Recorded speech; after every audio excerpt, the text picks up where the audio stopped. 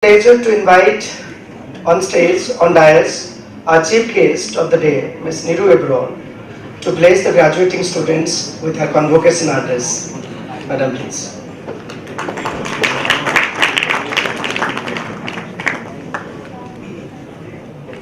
Mr. Ghori, Mr. Rakesh Arya, Mr. Pramod Agarwal, Dr. Urvashi Makkar, students, their families, the faculty members, other ladies and gentlemen, good evening everyone. I had met Dr. Urvashi, I think almost a year back in one of the seminar of Delhi Management Association. And at that point of time also she talked about this institute, and I couldn't make it. I wanted to see it, but few days back when he said that we are going to hold a convocation of the students and you please come over, I never knew what I accepted it, and I did not know what it is going to be, for me. And to tell you frankly, it's been one of my most memorable evening. The way what I've seen right from entering the premises right till now, and the way everything has been arranged, because I was telling her that while coming from Delhi to Ghaziabad, I thought the Swachh Bharat Abhiyan has gone out of the window. So it's on the way you find so much of garbage, but when you enter the premises, everything, it's so spick and span, and I feel that all the students who are going from here are going to lead that also. When they go out, they maintain that, all the cleanliness, not only of your environment where you're working, but also of your surroundings. So, and to tell you frankly, because I did chartered accountancy and before that I did BSc chemistry, and in both the occasions I did not get any convocation, I could not attend it. So the gown what I am wearing first time in my entire career. So that way I will be thanking all of you, because I think otherwise I would have missed this experience of my life. So I have been able to gain that here. I will be little tangent of, because Mr. Ghori has told you what you should be looking at when you go to your, whether you are joining a corporate world or you're going to have your own setup, or you're going to become, let's say, stay in academia. Mine will be because the time I did chartered accountancy and I joined steel, my first job was a steel authority, and there were hardly any chartered accountants women at that point of time, and SAIL when I joined also, so straight away going to finance. And there also no women chartered accountant was working at that point of its steel authority. And slowly over the period of time, you had to make space for yourself, you had to be committed to the job, you had to do hard work. And then slowly you rise in the organization and you are able to move up. But you will have to take challenges. That is very, my indication is specific to the, because I am finding lot of women are here who have done MBAs, because one of the saddest part is there, because today itself I had attended the Institute of Directors meeting, and there they said the importance of women in directorship. You'll be surprised to know that like 50% of the world population or India's population is women. And in the organized sector, we have about 46 crores people working, total working, out of which 2.8 crores is in organized and about 46 odd is in unorganized. And in the organized sector, it's only 1/5 are women. And my entire career has been in public sector units. We have about 246 public sector units and employing about 1.8 million people, of which about 1.3 would be the women. But in the directors, you can count on your figures that hardly any women are there in the directors or as CEOs. So it's a very challenging thing I find, because women on the way, they don't take that challenge. They, that you have to have that animal instinct, that you have to plan, that you want, what he said, to focus on excellence. I am focusing in the sense that I am targeting the women, because you find on the way that when you reach top, there are hardly any women. So all of you who are qualified and who are qualifying, I think after a couple of years we should see a lot of you be occupying, what they say, breaking the glass ceiling. You should be occupying those positions. Please don't leave your things midway. That is happening. I am finding that the women take the degree, but then over a period of time they just leave it. Family pressures are there. You have to withstand. You have to have that work-life balance. You have to manage it. But please, the number of students, I think out of 160, it could be 30 could be the women. More than half of it.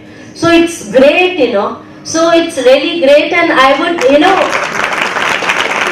expect that at least half of you should be occupying after a couple of years the directorship. Now in any case, the company law provision is providing that all the companies with 100 crores net worth ought to have a woman director, independent director on the board. So lots of opportunities are there.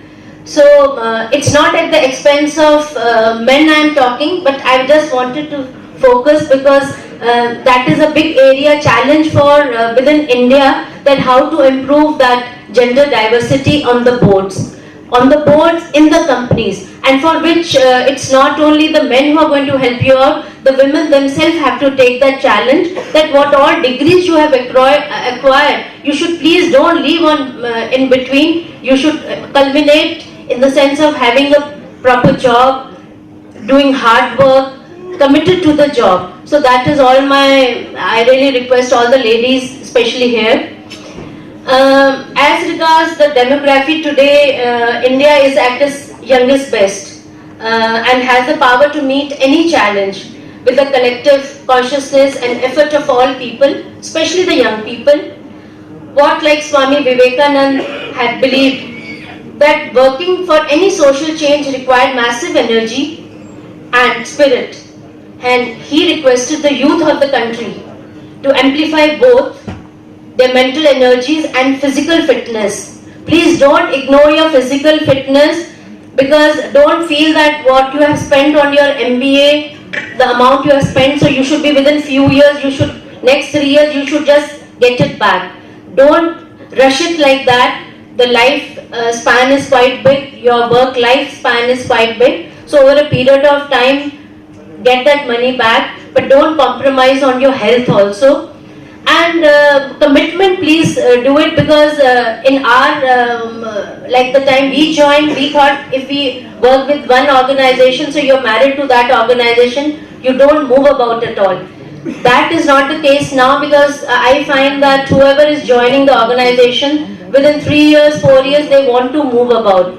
You should move about initially, but then also gain that experience and have a commitment to an organization. That could be your own call when you want to do it. But don't go on changing, because that I find that people just say, अच्छा वहाँ पे इतना मिल रहा है, हम चले जाएंगे. That in the long term you find it doesn't serve you to that extent. The experience what you gain, the knowledge what you gain in an organization, at least stay on for 4 to 5 years, gain that experience. The other is that you are in any case, because most of you have already been placed, I think you are already working, you have already joined organizations. Try to love your job, try to contribute to your job. Keep up to date. Please don't think that you have acquired this MBA and we should stop. No, please keep yourself up to date.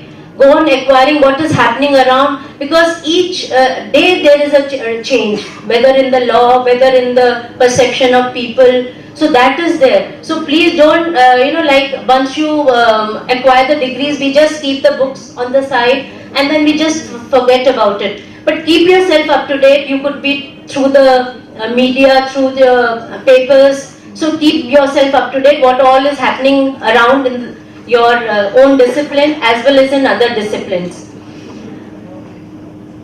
When you are leaving the institute, you have the power of knowledge and will do wonders.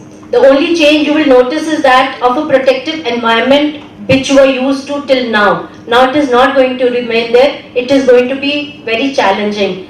But keep your honesty, integrity, and don't please step on others' toes. They say that on others' shoulders you try to build your career on that basis. That just see it that because sometimes that hurts you and that hurts the other person. So keep that into focus.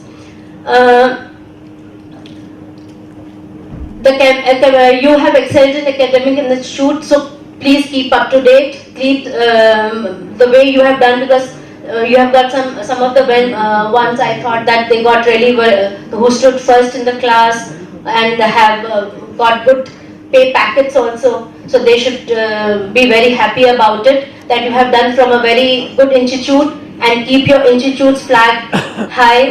And because whatever you have learned here, please impart it to others. Don't stop at yourself. It is about learning and understanding which does not have any specific guidelines, because that you have to pick all on your own and try to hone your skills wherever you join. Steve Jobs has said that your time is limited, so don't waste it living someone else's life. Don't let the noise of others' opinions drown out your own inner voice. Hear it. Sometimes that what tells you, we ignore it, and we just ignore it and try to move forward. That we should just take care of that. Most important, have the courage to follow your heart and intuition. The initial years of the career decides your future. Whatever happens now, so live your life where the action is, that is now. Before I conclude, I will speak about the most important part of the career which happens with almost everybody. You must have a very high threshold for frustration sometimes. Sometimes you feel very frustrated. Usko kyun mil gaya, mujhe nahi mila, wo aage chale gaya, main piche reh gaya. So take it from the guy who was turned down by every studio because of his long height and coarse voice. I think you can guess who it was. Initial years were horrible for him. He couldn't withstand, but they just ignored him for almost a couple of years. So that was Amitabh Bachchan. So he maintained it. So keep your patience and rethink. You must knock on doors until your knuckles bleed. Doors will slam in your face. You must pick yourself up, dust yourself off, and knock again. It's the only way to achieve your goals in life. On this occasion, I will also advise you to take care of yourself, your health, what I was studying earlier. Keep your fitness. Don't compromise on your health. That is for everyone. You got the privilege of education in a country where more than half of the population lives below poverty line. This puts a big responsibility on you to include some of the people in your growth journey to share the fruit of your success. Please don't ignore it. Because when you share it, when the happiness what you get in the growth of the other person, it is immense. So just see the people down, that the people who have not been able to get that type of jobs or that type of money, please share with them. This way you can return something to the society. Don't count your success on the base of your personal material achievements, but when you go back to home at the end of the day, you should feel satisfied that you have done something good. And believe me, this is a very satisfying feeling. With these words, I am happy that I am part of your success while you are passing out with most important degree of your career. Be an agent of change, not only in corporate where you are working, but also in the country. My blessing to all students and congratulations to all the proud parents. Thank you.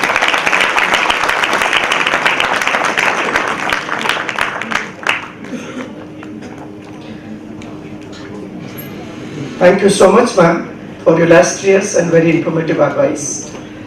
And message to the graduating students of IMS Ghaziabad. A big round of applause for our chief guest. It's my pleasure to welcome Sri Sudhir Suklaji, Executive Council Member, IMS Ghaziabad, on this auspicious occasion. Thank you so much, sir, for your gracious presence. I would like to request Sri Rakesh Saria ji to present a token of gratitude to our chief guest, Ms. Niru Ebron.